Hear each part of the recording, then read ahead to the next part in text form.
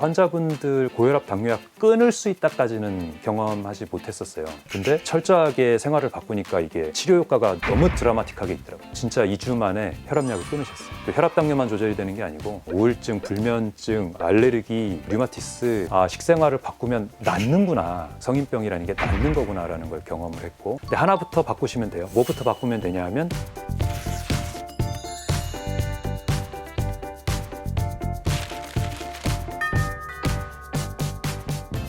응급의학과 전문의 최석재라고 합니다.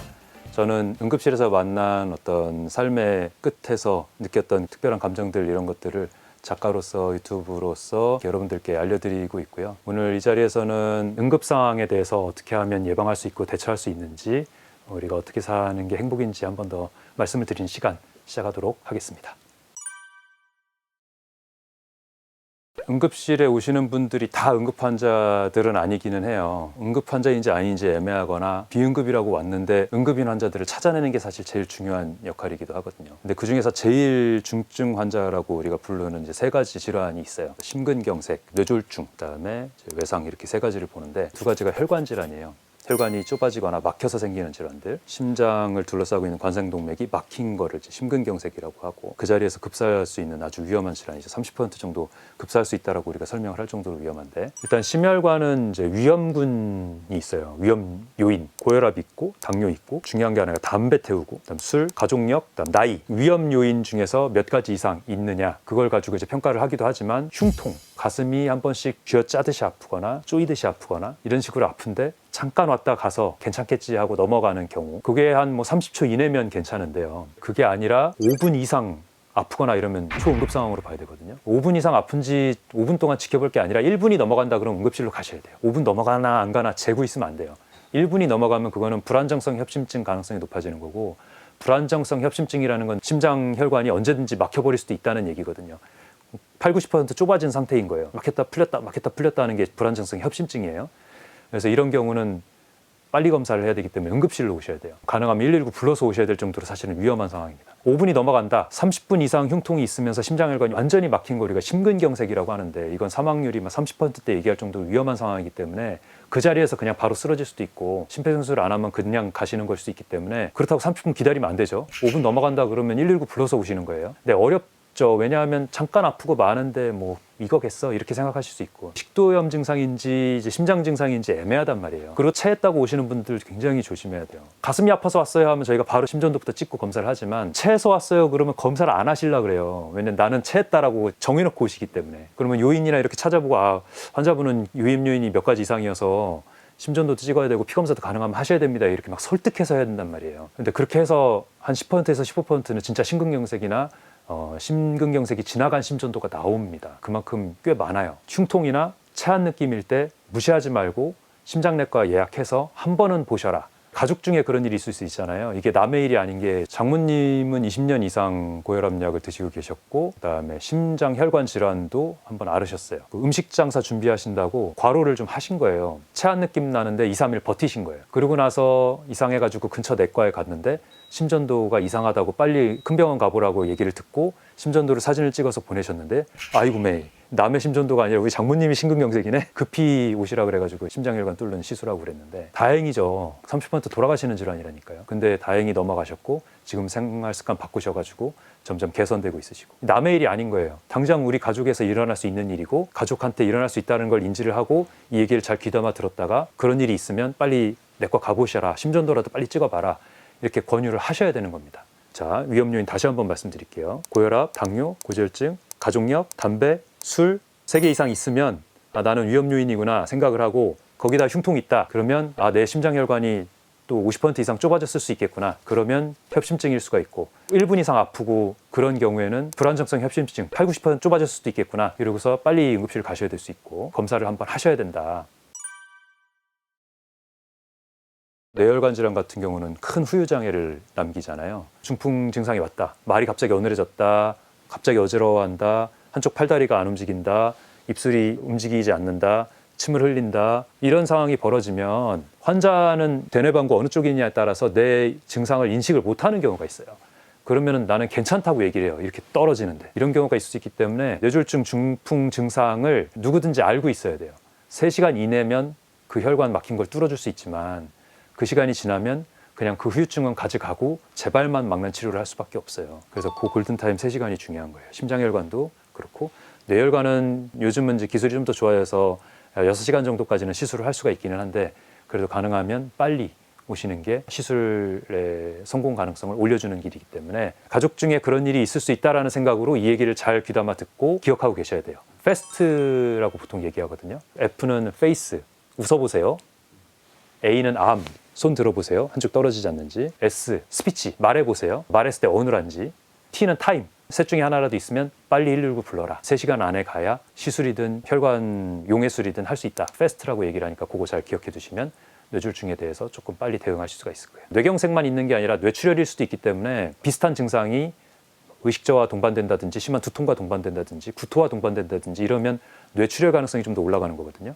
아니면 치료받지 않은 고혈압이 있다든지 그럴 때는 더 빠르게 응급실로 오셔서 머리 CT, 뇌경색 확인하는 MRI를 빨리 찍어봐야 됩니다. 많이 젊어졌습니다. 고발 연령이. 학생 때 이제 교과서로 배울 때 이럴 때에는 심장질환, 심혈관 질환 호발 연령이 남성은 45세 이상, 여성은 55세 이상이면 의심을 해라. 그래서 흉통일 때 그 이하면은 뭐 검사 좀 줄여도 되고 그 이상이면 검사해라 이렇게 했는데 나이의 기준이 깨진 지 오래예요. 일단 30대 고혈압 환자만 해도 지금 어마어마하게 많아졌죠. 거의 뭐 30%의 인구가 고혈압을 가지고 있다고 하는 얘기가 나올 정도로 심각하고요. 40대 심근경색은 이제 흔한 얘기가 됐고 30대 심근경색도 보는 경우가 있고요. 아주 드물게 정말 몇 년에 한 번 정도는 20대 심근경색도 봅니다. 그렇게 혈관 탱탱하고 건강해야 될 나이에 심장혈관이 좁아지다 막히는 일을 본다는 거는 예전에는 상상도 못할 일이었죠. 집에서 이제 컴퓨터로 작업을 하시느라 많이 움직이지 않고 작업하는 동안은 식사도 그냥 뭐 라면이나 이렇게 인스턴트로 때우고 이렇게 하시는 분이었는데 어느 날 식사하다 말고 갑자기 식은땀 흘리면서 가슴 통증을 호소한 거예요. 다행히 그 아버님께서 심근경색 과거력이 있으셔가지고 이 식은땀 흘리고 가슴 아픈 게 위험한 줄 아셨던 거죠. 그래서 급히 개인차로 해서 응급실에 오셨어요. 심전도 찍어봤더니 급성 심근경색에 심전도 파형이 점여하게 나타났고 이럴 때는 1시간 안에 심혈관 조영술 팀을 불러서 혈관을 빨리 뚫어줘야 되거든요. 다행히 30분 만에 준비가 돼서 혈관을 뚫었고 후유장애 없이 다행히 퇴원을 했어요. 근데 20대의 심근경색 보는 일이 워낙 드물다 보니까 굉장히 큰 충격이었고요. 그 다음에 중풍이라고 우리 표현하는 뇌졸중, 뇌경색, 뇌출혈 이런 나이도 많이 낮아졌는데 19살 환자가 고혈압성 뇌병증으로 온 사례를 본 적이 있어요. 머리 아프다고 해서 왔길래 머리 CT를 먼저 찍었죠. 왜냐하면 응급실에 머리 아프다고 올 정도면 뇌출혈을 꼭 확인해야 되니까 뇌출혈이 없는 걸 확인을 하고 혈압이 계속 200이 넘어서 두통 때문에 그럴 수도 있으니까 안정해보자 했는데 진통제 쓰고 그렇게 해도 200이 넘는 거예요. 180 이상 계속 나오고 그래서 이건 좀 이상하다. 평소에 어떻게 지내냐 그랬더니 중학생까지 다니고 고등학교 대신에 이제 공장에서 일을 하시면서 공장에서 일을 하니까 요즘 젊은 사람이 공장에 있습니까? 나이 드신 아저씨들이 얼마나 이뻐했겠어요. 매일 데리고 다니면서 고기술 잘 먹이신 거죠. 그게 단 3년인데 건강해야 될 10대의 혈관, 뇌혈관이 좁아져 버린 겁니다. 그래서 고혈압성 뇌병증. 사실 10대에서 고혈압이 나타나는 것도 너무 말도 안 되고 무서운 일인데 고혈압성 뇌병증까지 오게 된 거고 조절 안 하면 뇌혈관이 터질 수 있는 그런 상태까지 돼서 온 거예요. 급히 입원해서 혈압을 낮추는 치료를 했고요. 당장 혈압이 너무 높으니까 억지로 혈압을 낮추는 먹는 약을 시작을 해서 퇴원을 했었습니다. 생활 습관, 식습관이 너무 많이 바뀌었죠. 혈관에 때가 끼면서 좁아질 만한 환경을 우리가 만들고 있는 거예요. 끼니 해결하느라 바빠서 그냥 편의점 음식으로 인스턴트 식품으로 이렇게 대체를 하고 회식이나 이런 문화는 아까 10대 고혈압성 뇌병증 환자에서 얘기했듯이 고기 종류 중심으로 지방 많은 음식 중심으로 술 같이 들어가고 혈당 높은 음식으로 이렇게 먹게 되니까 우리 혈관이 점점 좁아지고 있는 걸 모르는 거죠. 사실 정답은 그렇게 멀지 않고 굉장히 심플해요. 천천히 먹는 거 연습해야 되고 최소한 45분 이상 1시간 정도 천천히 먹는 연습을 해야 되고요. 그냥 안 됩니다.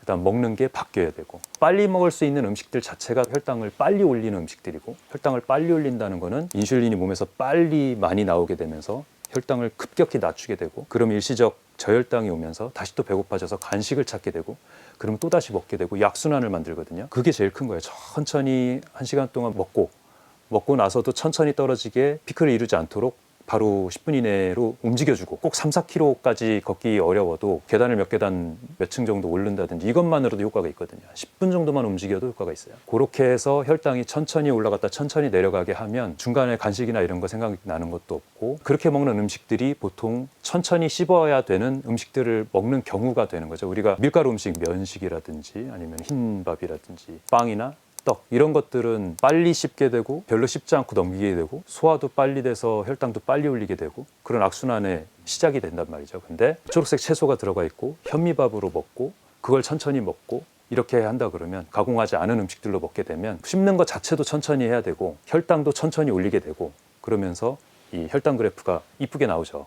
암 환자분들한테도 혈당을 천천히 올라가고 천천히 내려가게 하는 게 굉장히 중요하거든요. 왜냐하면 고혈당일 때 이 암세포들이 더 잘 자라요. 그래서 천천히 혈당이 오르고 천천히 내려가야 되는데 그거 실험한다고 일부러 2주 동안 혈당 실시간 체크하는 거 달고 다녔어요. 쾅 하고 이제 찍어서 여기 이렇게 동전만한 거를 박으면 직접 해보신 거예요? 예, 직접 2주 동안 한 거예요. 핸드폰으로 혈당을 찍으면 내 혈당이 과거 어떻게 됐는지를 실시간으로 그래프를 그려줘요. 그래서 그거를 8시간 내에 한 번씩 이렇게 체크해서 내가 뭘 먹으면 올라가더라 하는 거를 기록을 남기는 거죠. 샌드위치 같은 거 이런 빵 종류 먹으면은 빨리 올라가서 180 가까이 찍고요. 그러지 않고 현미밥 먹고 천천히 식사하고 바로 움직이면 그래도 한 150 정도로 좀 덜 오르기는 해요. 그런 것들을 보면서 먹는 거 종류가 확실히 중요하구나, 움직이는 거 중요하구나 한 번 더 느꼈고요. 또 재미있는 게 이게 내가 뭔가 시험을 하고 있다는 느낌이 들고 누가 또 지켜보고 있는 것 같은 느낌에 조심하게도 돼요. 그리고 운동 안 할 것도 하게 되고 왜냐하면 성적을 또 잘 받고 싶잖아요. 그런 느낌도 있더라고요. 그래서 한 번씩 그런 경험 해보는 거는 좋을 것 같아요. 꼭 암 환자 아니더라도 당뇨 환자 아니더라도. 우리가 먹고 있는 과일들이 과하게 당분이 많이 있는 거는 사실이에요. 예전에 우리가 그냥 노지에서 기르던 그런 과일들과 다른 과일들을 먹고 있는 상황이죠. 그렇기는 한데 그래도 과일에 있는 당분이 우리가 가공당해서 섭취하는 당보다는 그래도 훨씬 당도 덜 올리고 그다음 뭐 열대 과일 뭐 이런 것만 아니면 그렇게 몸에 이렇게 악영향을 미치는 부분들이 좀 적기 때문에 제일 좋은 거는 유기농 과일을 구할 수 있으면 좋겠지만 그렇지 않으면 그냥 우리가 구할 수 있는 일반 과일을 먹어도 무방한 정도기는 하다. 당분 걱정해가지고 막 줄이고 그럴 필요는 없다라고 말씀을 드리고 있고요. 그 양을 조금 조절을 하는 거죠. 뭐 예를 들면 한 끼에 사과 반쪽 정도, 오렌지 반 개 정도 이런 식으로 조금 양을 조절을 하는 거지 과일이 당분이 많기 때문에 과일을 배제해야 된다 이렇게 할 필요는 없어요. 채소 같은 경우도 만약에 암 환자분들 뭐 항암제 때문에 이제 식도위 상태 다 안 좋으시고 입맛도 없는데 생채소 먹기 힘들고 그런 거 있을 수 있죠. 채소를 생으로 먹을 때는 이제 뭐 기생충 문제라든지 농약의 노출이라든지 이런 것들에 부담이 있기는 있는데 씻는 거를 잘 하는 거랑 종류를 이제 유기농으로 잘 선택하는 거랑 섭취에 좀 문제가 있는 분들은 한번 데쳐서 이런 방식으로 하는 게 도움이 많이 되고요.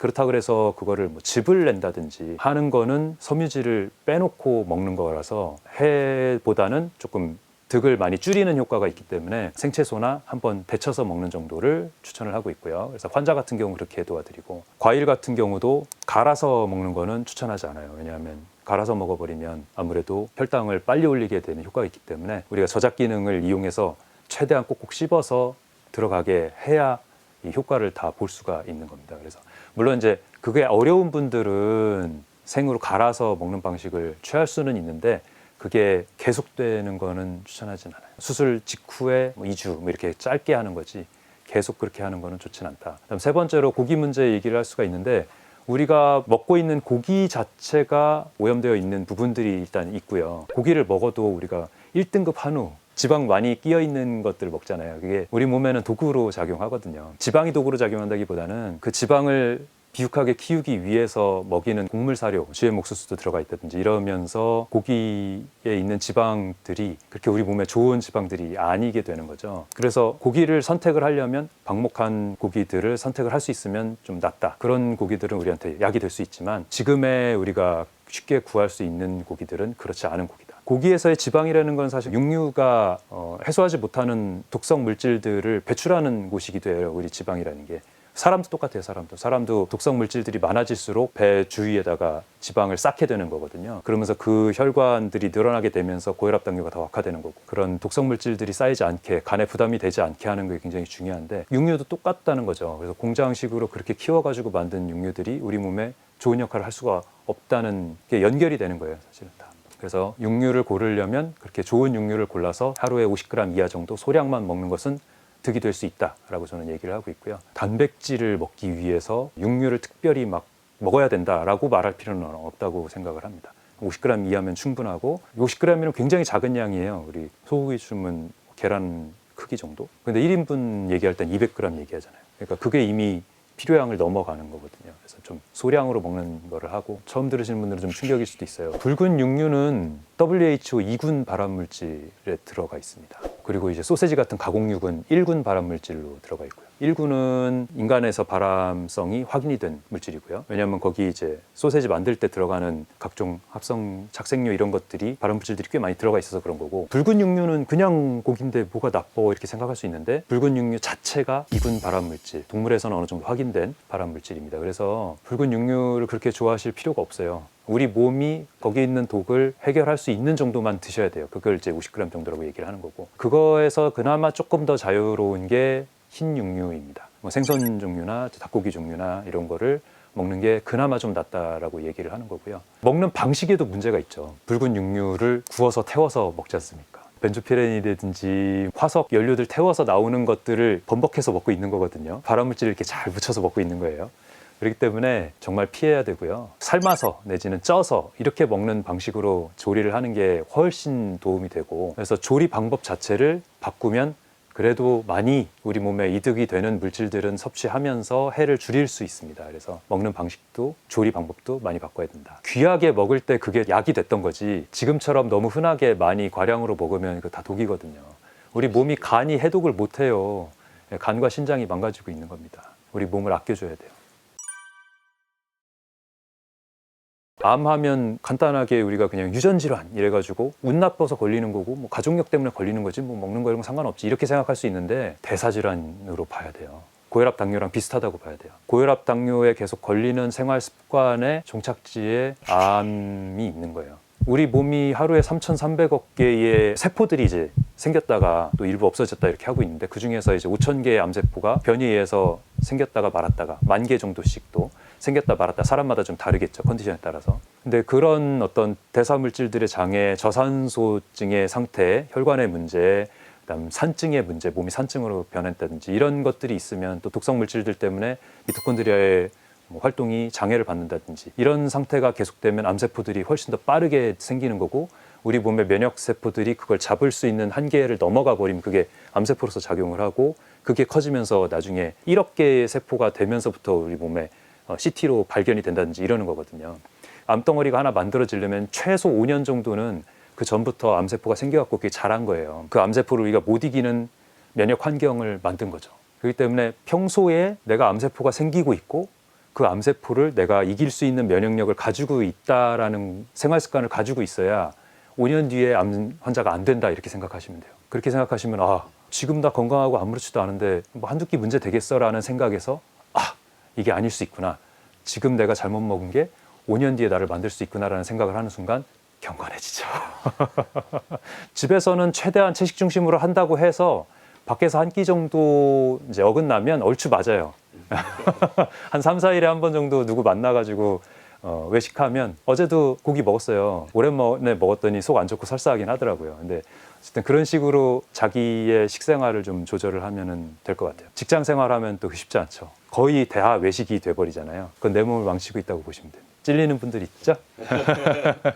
그래서 점심 같은 경우는 도시락을 싸서 해결하시는 게 좋아요. 저녁까지는 좀 어떻게 못한다고 하더라도 최소한 아침이랑 점심은 좋은 거 먹고, 저녁은 사람과의 관계를 위해서 한 끼 포기한다, 이런 식으로만 해도 좀 유지할 만해지는 거죠.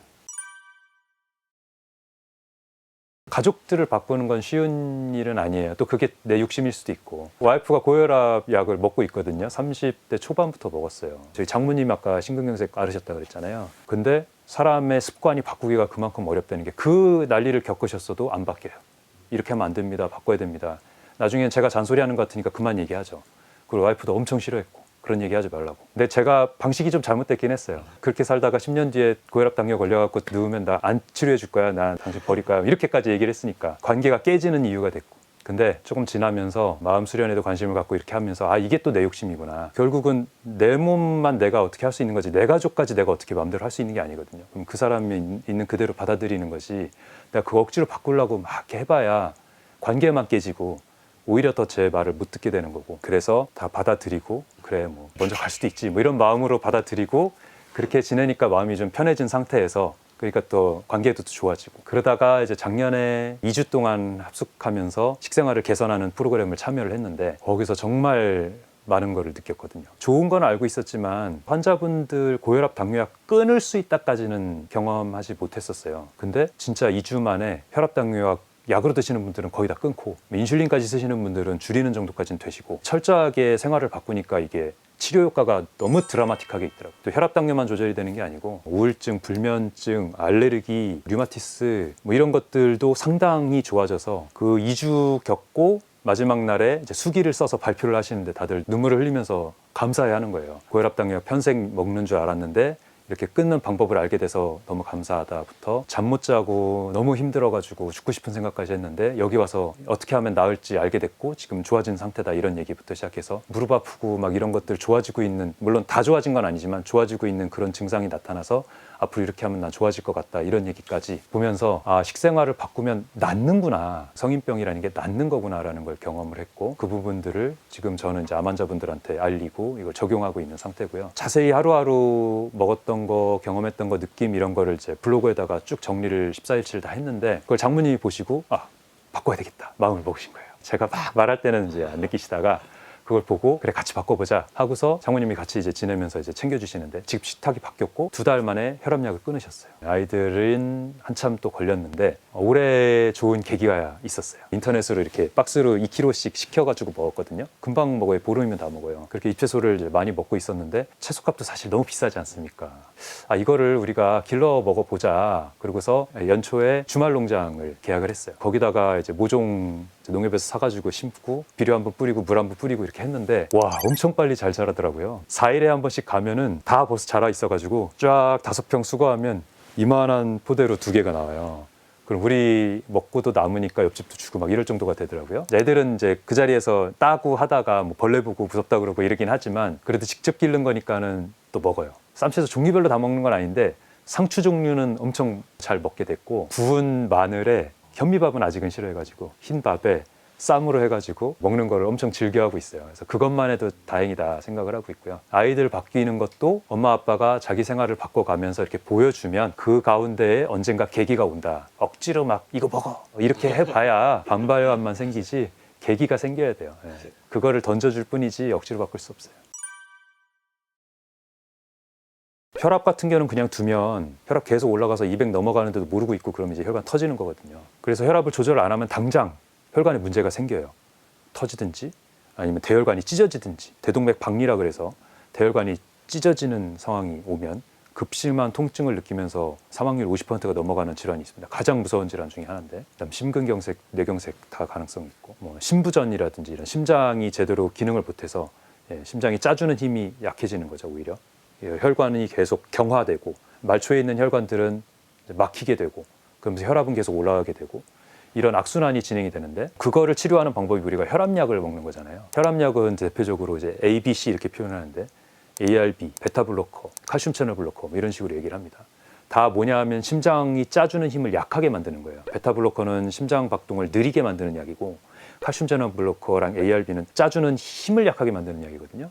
근데 그렇게 힘을 약하게 만들면 당장 우리가 여기 팔뚝에서 재는 혈압은 낮아지죠. 근데 그 얘기는 뭐예요? 우리 혈압이 왜 올라갔어요? 말초의 혈관이 좁아져가지고 말초 세포 하나하나에 산소가 가게 하기 위해서 혈압을 올린 건데, 몸이 반응으로 그걸 억지로 여기 혈압 낮추겠다고, 큰 혈관의 문제 낮추겠다고 혈압을 낮추면 말초에 있는 세포들은 저산소 상태가 되는 겁니다. 저산소는 뭐라고요? 암이 될 가능성을 올려주는 거예요. 산증, 저산소증, 혈행장애, 이 다 암이 되는 원인들 아닙니까? 물론 이제 고혈압이 암이 된다 이런 얘기를 하는 게 아니고 그런 정도로 이제 말초의 아주 세포 단위에서는 그 세포들이 죽어가고 있는 상황이 되는 거예요. 그러니까 혈압을 중심만 낮춘다고 이거는 해결되는 것이 아니다. 당장 너무 급한 문제인 뇌출혈이라든지 혈관 장애를 막기 위해서 혈압약을 쓰는 거지만 내 몸 그 세포 끝에서는 악성 상태가 생길 수밖에 없다. 대사 장애가 생길 수밖에 없다. 그래서 혈압약은 치료약이 아니라 합병증을 미루는 약인 거예요. 주요 합병증을 미루는 거고 아주 마이크로한 합병증은 그대로 있는 거죠. 오히려 더 심해질 수도 있어요. 그렇기 때문에 혈압약을 쓰기 시작했다는 게 굉장히 위험한 사인이라는 걸 우리가 인식을 해야 돼요. 아, 혈압약 먹었으니까 당장 120까지 떨어졌으니까 나은 거잖아. 계속 먹으면 되는 거니까 뭐 혈압약 하나 먹는 게 뭐가 문제야 이렇게 생각할 수 있는데 아니에요. 그 혈압약 용량이 올라갈수록 내 말초에 있는 혈관은 계속 좁아지고 있는 거고 내 세포들은 죽어가고 있는 거예요. 당뇨도 똑같아요. 우리가 당뇨가 생겼을 때 제일 문제가 그냥 뒀을 때 고혈당이 되면서 몸에 있는 세포들이 인슐린을 이용해서 혈중에 있는 당을 끌어당겨서 몸에서 세포들이 활용을 해야 되는데 그 혈당을 받아들이지 못하는 인슐린 불내성이라 그러는데 인슐린을 사용하지 못하는 상태가 되고요. 그 상태가 계속되면 혈당은 계속 올라가고 인슐린은 더 많이 분비가 되면서 나중엔 인슐린 분비가 없어져 버립니다. 포기해 버리는 거예요. 왜냐하면 췌장에 있는 베타세포들을 포기해버리는 거죠. 그러면 혈당이 무한정 올라가지고 300도 되고 500도 되고 간혹가다 1000도 되면서 응급실로 실려 오는 거예요. 이런 아주 위험한 상태를 막기 위해서 우리가 혈당을 낮추는 약들을 쓰는 거죠. 그거 갖고 안 되면 이제 인슐린을 쓰는 겁니다. 강제로 안 나오는 인슐린을 넣어주는 거죠. 그렇게 해서 당장 혈당을 높이는 거를 억지로 낮출 수는 있겠죠. 근데 우리 세포들의 인슐린 불내성을 해결하는 건 아니잖아요. 이 세포들은 또 당을 섭취를 못하는 상태인 거라고요. 물론 이제 이번에 제3의 약, 제4의 약 해가지고 인슐린 불내성을 조금 개선시키는 약이 나오긴 했습니다만 그게 해결책이 될 수는 없어요. 그게 또 시간 지나면 또 무슨 합병증이 있다, 무슨 부작용이 있다 또 얘기 나올 거예요. 이제까지 모든 약들이 그랬듯이. 그렇기 때문에 결국은 부작용이 있고 합병증을 미루는 약일 수밖에 없는 거예요. 고혈당에 의한 큰 부작용 대표적으로 3가지 얘기를 하면 혈관 문제, 고혈당 산증의 문제, 그다음에 장기들이 손상이 되거든요. 그 대표적인 게 이제 눈, 망막 혈관들이 막혀서 생기는 망막 질환들이 생길 수가 있고 콩팥이 또 빨리 망가지거든요. 그래서 한 10년에서 20년 지나면 당뇨 댕긴 지 투석하는 환자들이 갑자기 급격하게 늘어나고 이렇게 되는데 또 당뇨 오래되면은 응급실에 계속 토하면서 오시는 분들이 있어요. 말초 가는 신경들이 다 망가지다 보니까 당뇨발도 생기는 거예요. 신경이 안 느껴지니까 발이 재생이 안 되고 상처가 나고 썩고 이러면서 발을 자르는 것처럼 위장병이 계속 생기는 거예요. 그래서 계속 구토를 하고 그걸 깔아앉힐 방법이 없어서 환자를 억지로 재워야 되고 막 이런 일이 생기거든요. 그런 분들이 대부분 이제 콩팥은 이미 망가진 상태여가지고 투석하고 있는 경우가 많은데 그런 합병증들을 늦추는 거지 당뇨를 치료하는 게 아니거든요. 그 합병증들은 천천히나마 진행이 되고 있는 거예요. 그렇기 때문에 치료할 방법을 모르면 모르되 식생활로 개선이 이렇게 가능하다는 거를 안 이상 개선을 해야 되는 거예요. 이 질환들을 그대로 가져갈 수 없는 거예요. 고지혈증도 똑같습니다. 고지혈증 약을 우리가 지금 굉장히 넓게 쓰고 있는데 지방 수치, LDL 콜레스테롤을 억지로 최대한 많이 낮추면 심혈관 질환 생기는 비율이 줄어든다는 연구가 있어갖고 고지혈증 약을 굉장히 많이 쓰는 상황이 됐는데 그것도 부작용들이 있는 약들이거든요. 그렇기 때문에 고지혈증도 고혈압, 고혈당 약처럼 합병증을 미루는 약일 뿐 치료약이 아니라는 걸 알고서 쓰셔야 돼요. 식생활을 개선을 하는 방법이 있다면 꼭 해야 된다. 우리가 우습게 볼 일이 아니다. 이 얘기를 드리고 싶습니다.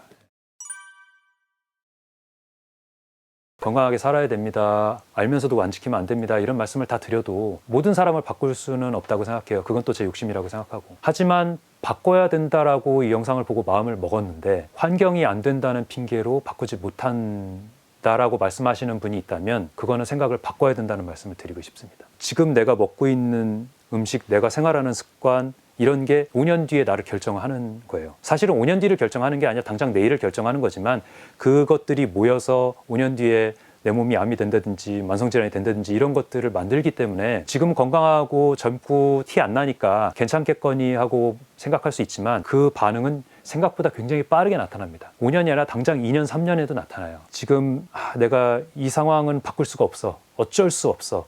아니면 좀 더 지났다 하지 뭐 약 먹고 있으니까 괜찮아 라고 생각하는 분이 있다면 아니다. 이게 지금 바꾼다고 마음 먹었을 때 바꿔야 그나마 바꿀 기회가 생긴다라는 생각을 하시고 나부터 내 주위부터 내 환경부터 바꾸려고 노력을 하셔야 된다는 거를 말씀드리고 싶어요. 근데 안 된다고 생각하시는 분들이 있을 거예요. 근데 하나부터 바꾸시면 돼요. 뭐부터 바꾸면 되냐 하면 어려운 거 아는데 남들과 달라지는 거를 두려워하시면 안 됩니다. 왕따가 되는 걸 두려워하시면 안 돼요. 건강해지려면 자신감, 자존감이 있어야 되는 부분이거든요. 점심을 같이 안 먹으면 뭔가 왕따가 될 것 같은 두려움이 있죠.